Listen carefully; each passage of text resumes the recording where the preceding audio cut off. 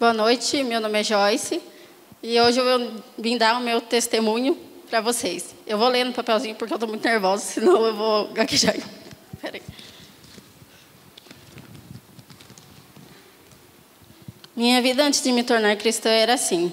Eu não ia na igreja, sabia que Deus existia, mas nunca tinha lido a Bíblia. E também não entendia o que os versículos queriam dizer. E muitas vezes me perguntava se Deus existia. Porque tanta coisa ruim acontece. Mas daí percebi que não eram culpa de Deus.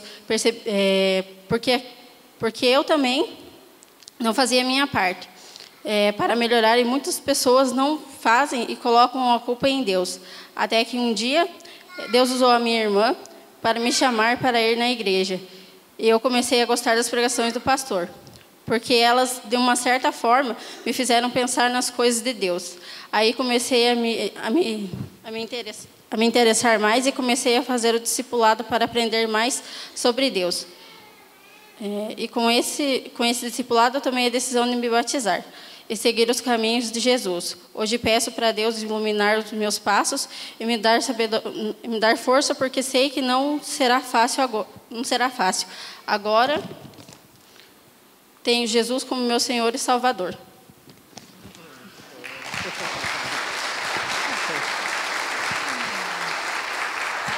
Viu só que não é fácil, gente? É muito difícil. Eu estava lendo outro dia um negócio e dizia que um dos medos mais comuns da humanidade é falar em público. As pessoas têm mais medo de falar em público do que de morrer até, acredita? É verdade. Então, parabéns, você foi muito bem. E eu queria perguntar para vocês se vocês concordam que nesse domingo agora, às 19 horas? Nesse domingo, às 19 horas, a nossa irmã passe pelo batismo. Se você concorda, levanta uma das suas mãos. Muito bem. Se você não concorda com o mesmo sinal, levantando uma das mãos. Você está esperto agora.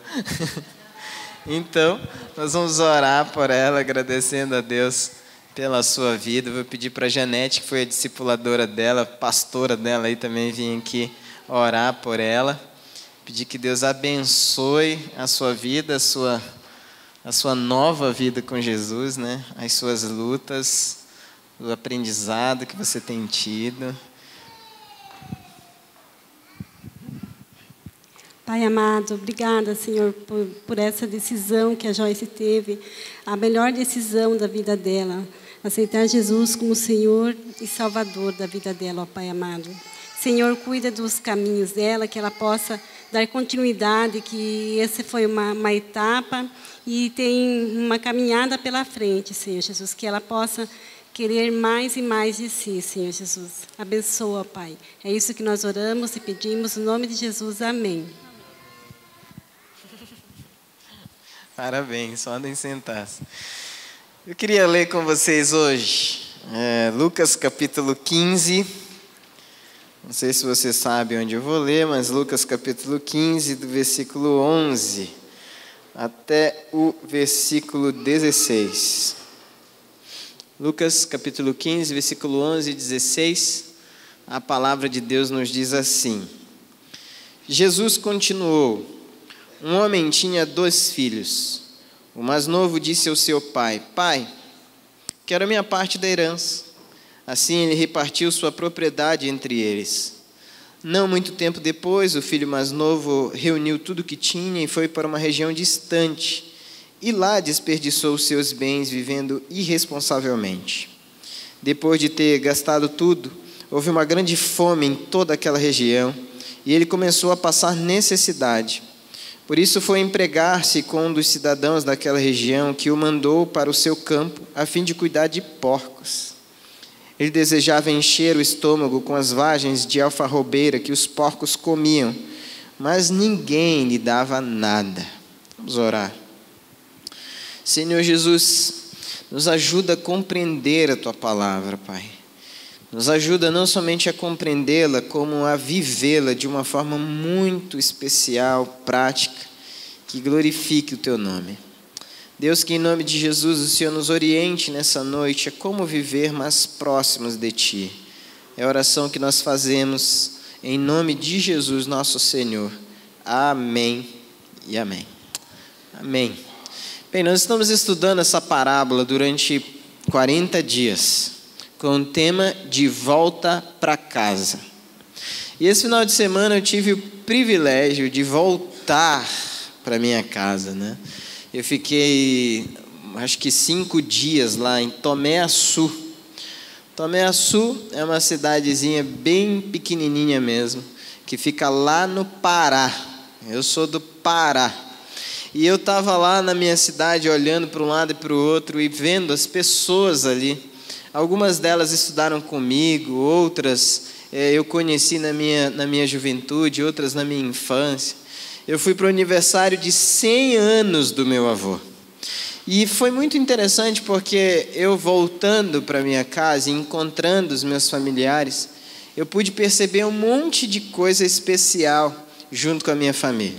Uma das coisas especiais que eu percebi, por exemplo, é que o açaí que nós comemos lá é completamente diferente do açaí que vocês bebem aqui. Completamente diferente. Lá, por exemplo, a gente nunca, jamais vai tomar açaí com morango, açaí com leite ninho, açaí com qualquer outra mistura. Nunca, jamais. Isso é uma afronta para o paraense. Por outro lado, lá a gente vai sempre, continuamente, comer açaí com carne, por exemplo. E eu cheguei na casa do meu irmão e foi muito especial, porque o meu irmão preparou um churrasco, cortou a carne assim, uns filetinhos, e eu molhava no açaí e ia comendo aquele negócio. É assim que a gente come, sem açúcar, sem nada, só açaí. E eu me senti muito abraçado com esse retorno, sabe, para minha casa. Mas ao mesmo tempo eu estava com saudade daqui, porque eu deixei a minha esposa e meus filhos aqui. Aí eu ficava, meu Deus, aqui está muito bom, mas lá também é muito bom. O que eu faço? O fato é que quando nós nos afastamos, às vezes, das pessoas que nós amamos, vai chegar uma hora em que a nossa consciência vai voltar a si e vai nos dizer: aqui não é o seu lugar. Quando nós lemos esse texto, nós descobrimos pelo menos 3 coisas que esse jovem descobriu ao sair de casa. No versículo 14, versículo 15, você vai perceber que ele procura emprego e ninguém oferece emprego para ele, exceto uma pessoa que nós não sabemos se é algum amigo, se é alguém algum estranho que se compadeceu dele, viu a sua miséria, o seu sofrimento e ofereceu algo diferente para ele. Mas ele vai cuidar de porcos. Isso provavelmente veio na cabeça desse rapaz e ele deve ter pensado: puxa, eu já estou todo sujo, todo imundo, todo sem jeito e ainda vou trabalhar com porcos. Como diz o grande filósofo nortista, não há nada tão ruim que não possa piorar. E ele se vê naquela situação e pensa assim: e agora?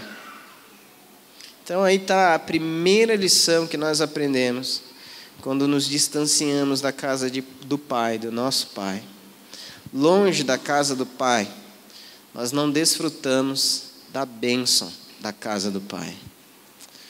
Longe da casa do Pai, nós não podemos desfrutar da bênção oferecida num ambiente de amor, de cumplicidade, de proteção. Você não consegue desfrutar das bênçãos, muito pelo contrário, só da sujeira, da imundície, das coisas que não combinam com Deus, das coisas que te afastam de Deus. Então, eis aqui já um grande desafio para todos nós hoje. Nós precisamos voltar ou estar em ambientes como esse aqui, que nós temos toda quarta-feira, para desfrutar da bênção do Senhor.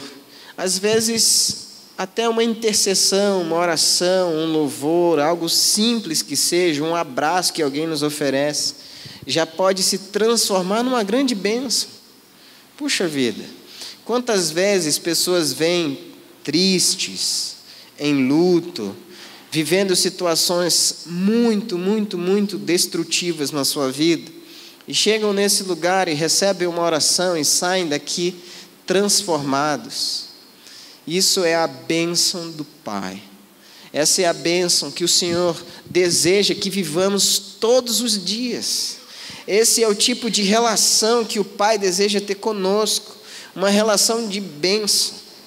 Ele quer derramar sobre a nossa vida, sobre a nossa família, sobre o nosso trabalho, sobre os nossos sonhos, a sua bênção. Mas se eu e você nos distanciarmos de Deus, estivermos longe de Deus, distantes do seu propósito, do seu plano, não tem como desfrutar da bênção do Pai, quando nós corremos para a direção contrária à vontade de Deus. Você que está aqui hoje, você tem experimentado a bênção de Deus? Você que está aqui hoje, você tem experimentado a bênção de Deus na sua casa? Você tem experimentado a bênção de Deus no seu trabalho, com relação aos seus sonhos, projetos de vida? Você tem experimentado a bênção de Deus? O Senhor nos convida a experimentar a sua bênção na sua totalidade. Deus quer que eu e você vivamos nessa dinâmica todos os dias. Isso é uma coisa extremamente incrível. Domingo agora eu vou falar isso, mas eu queria adiantar para vocês. Nós fizemos uma campanha aqui na igreja vendendo panetone, né? Eu acho que todo mundo aqui deve ter comido panetone. O pessoal olhava para mim e já me chamava Pastor Panetone, que já estava me confundindo já com panetone. Até eu me olhava no espelho e via uns negocinhos assim meio escuro, eu achava que era o panetone de chocolate. Eu já estava me achando o próprio empreendedor, né? Vendendo panetone em tudo quanto é lugar. O fato é que nós compramos 50 mil panetones, não conseguimos vender esses 50 mil panetones, vendemos apenas 30 mil, só 30 mil, como se fosse pouco, né? Levantamos todos os recursos que precisávamos para vender, ou para pagar, na realidade, o nosso fornecedor. Pagamos, quitamos as nossas dívidas. E ainda sobraram 70 mil reais. Só que o valor do ônibus era 90 mil reais. E eu fiquei muito triste, vou confessar para vocês. Eu fiquei até desesperado, na realidade. Porque eu tinha uma responsabilidade muito grande de levantar esse recurso para comprar o ônibus, para trazer um benefício para a igreja, um benefício para o ministério de pessoas com deficiência. E quando eu olhava para aqueles números, eu ficava muito frustrado. Muito, muito, muito frustrado. E aí eu lembrei de uma coisa, que não somos nós que fazemos as coisas. Quando nós estamos na casa do Pai, nós experimentamos a bênção do Pai. E aí eu marquei uma reunião, fui ter um encontro com uma empresária, e eu não sabia, mas essa empresária era da igreja. E quando eu entrei na sala dela, ela levantou da sua mesa, abriu os braços e falou: "Nossa, pastora Adoniran, que privilégio ter você aqui na minha empresa." E eu fiquei sem saber, né? Quem que era, o que ela estava falando, que privilégio era esse. Fiquei me questionando, mas daí eu sentei, meio sem palavras, e ela falou: "Olha, um ônibus desse, você sabe, custa em média 80, 90 mil reais, mas nós estamos nos desfazendo de alguns ônibus e nós vamos vender para você o ônibus por 20 mil reais. Em outras palavras, quando você está na casa do Pai, quando você deseja agradar o Pai e viver para a glória de Deus, você desfruta das bênçãos de Deus. E não é nem por mim, eu não vou nem andar nesse ônibus. Mas eu fiquei muito feliz quando eu pude ver a ação de Deus, o milagre de Deus nessa situação. Eu não sei o que você tem esperado, como você tem orado, o que você deseja ver na ação de Deus na sua vida. Mas eu estou contando esse testemunho porque esse jovem aqui descobriu isso de uma forma meio trágica, sabe? Ele perdeu tudo que ele tinha, Ele começou a trabalhar num trabalho que para ele era completamente destrutivo. Ele começou a passar fome, ele devia estar magro, cabeludo, barbudo, fedido. Ele devia estar numa situação muito complicada. Para ele lembrar que a casa do Pai, ou na casa do Pai, ele desfrutaria das bênçãos do Pai. Se você está meio afastado, ou meio fraco na sua fé, de repente você, esfriou um pouquinho, não tem orado o suficiente, ou a quantidade de vezes que você orava antigamente, você não tem mais amor pela Bíblia. Sabe que eu encontro tanta gente que não ama mais a Bíblia, só abre a Bíblia quando o pastor pede para abrir no capítulo tal, versículo tal, livro tal. Talvez hoje seja o dia de você assumir alguns compromissos com Deus, voltar para a bênção de Deus, a desfrutar a bênção de Deus na sua vida.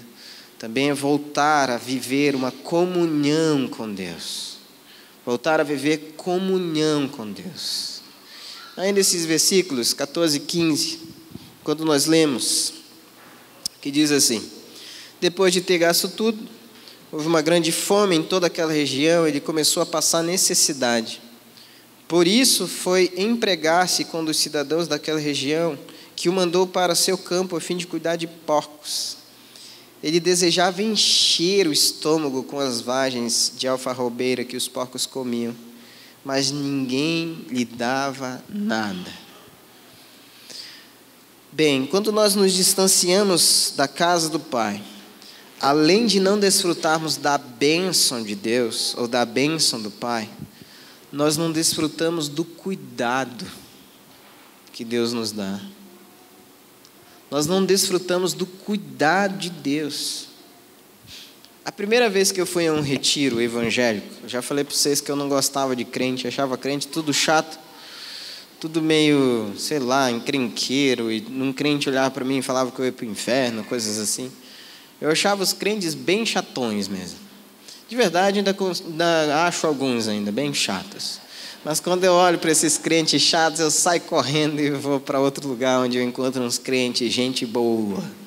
Que também tem crente gente boa, crente engraçado, crente legal, crente que ajuda, crente que leva a sério as coisas de Deus. Por outro lado, a igreja é feita de pessoas, tem gente chata também. O que eu posso dizer? Se você não conhece ninguém que é chato, talvez você seja o chato. Não quero dizer nada, eu espero que isso não sirva como um estímulo para você, mas se você não conhece ninguém chato, talvez você seja o chato. E quando nós, então, estamos nesse ambiente, na casa do Pai, nós não somente desfrutamos da bênção, da companhia uns dos outros, da bênção de Deus, mas também da proteção, do cuidado do Pai. Ele sentiu falta da casa do Pai só quando ele olhava para aquelas sementes que era comida do porco, e ele falou: puxa, na casa do meu pai tem picanha, tem saladinha, tem suquinho, tem uma mesa feita. O negócio está tão legal lá que às vezes tem até TT para tomar, né? Mas ele foi lembrar disso num momento muito, muito, muito difícil. Que ele podia ter desfrutado da proteção e do cuidado do Pai ao longo desse tempo que ele estava fora. No domingo nós somos a igreja. Eu e minha família e tal, nos reunimos, fomos à igreja, agradecer os 100 anos do meu avô e coisa e tal. E daí eu estava hospedado na casa do meu irmão. E aí lá o costume é deixar os sapatos, chinelo, tudo fora. E aí você tem que sair da casa para calçar ou se vestir, né? Se trocar ali e tal, o sapato, calçar um sapato, né? Não é vestir um sapato, calçar. E aí eu estava lá, calçando meu sapato, e a minha mãe veio, ficou na porta conversando comigo, e a gente estava ali trocando uma ideia.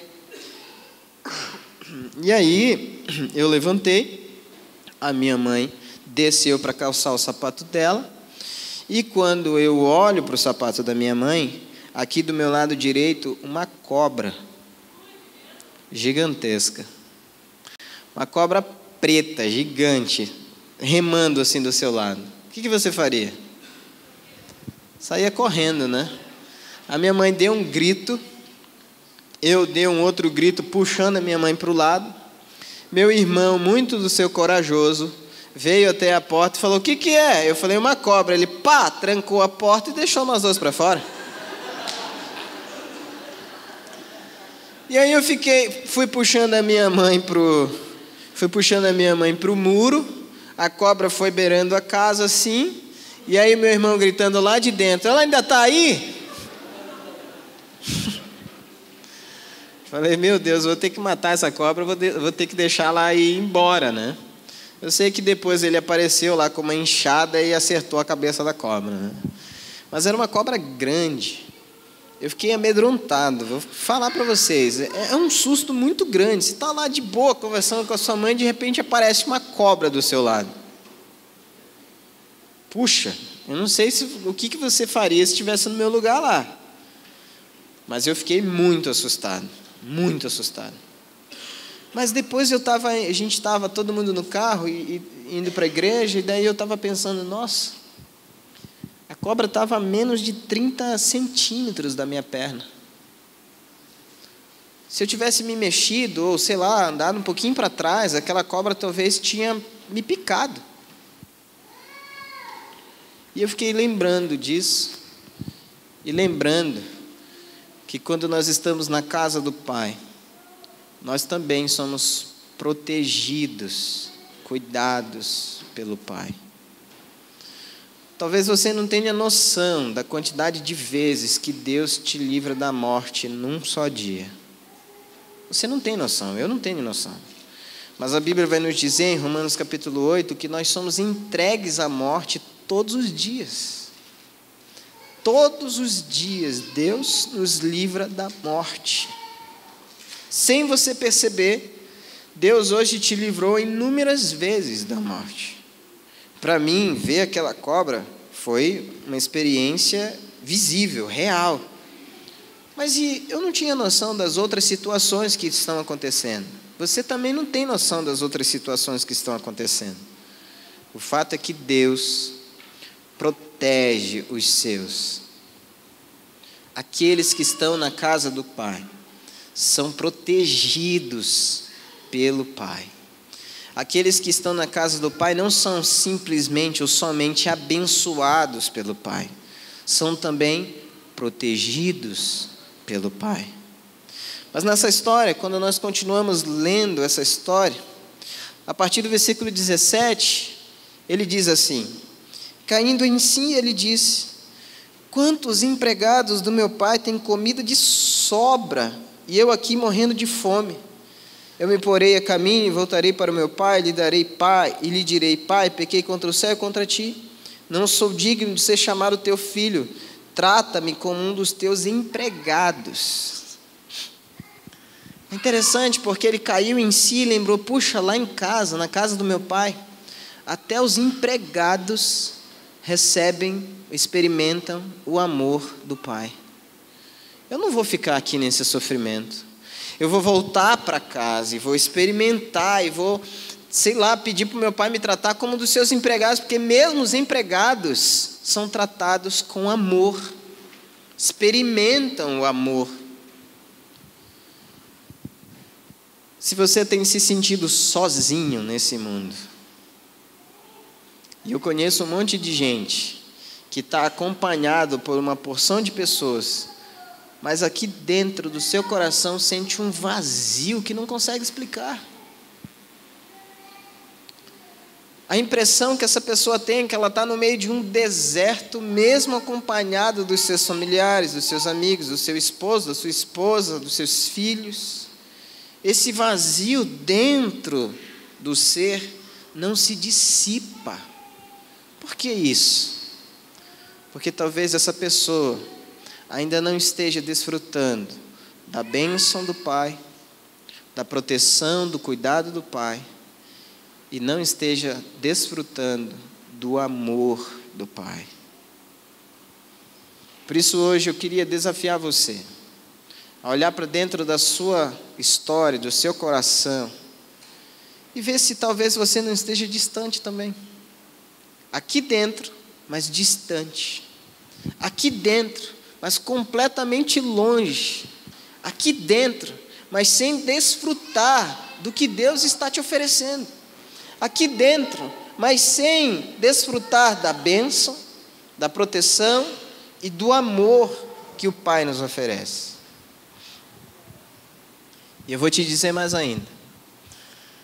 O amor que Deus sente por nós não pode ser comparado ao amor que qualquer outra pessoa sente. Não é parecido com o amor que a sua mãe sente por você, o seu pai, seu marido, seu namorado, sua namorada. Não pode ser comparado. Porque querendo ou não, se você faz alguma coisa errada, o teu pai, tua mãe, teu namorado, teu marido, sei lá, teu amigo mais chegado, ele vai se afastar um pouquinho, vai se chatear e às vezes vai até romper uma relação. Quantos de nós já não experimentamos esse tipo de realidade? O rompimento de uma relação. Quando existiam juras de amor por trás dessa relação, coisas assim. Mas com Deus não. Ele é o Pai amoroso que está nos esperando todos os dias, de braços abertos, para me receber, para te receber, para te abraçar com um abraço de amor, de perdão, de misericórdia, para que você desfrute da sua bênção na sua totalidade, da sua proteção e do seu amor. Mas o interessante é que esse menino, esse jovem, ou esse moço, não dá para saber quantos anos esse cara tem, ele teve que cair em si e reconhecer que somente em Deus, somente com o seu Pai, ele podia desfrutar da bênção, da proteção e do amor.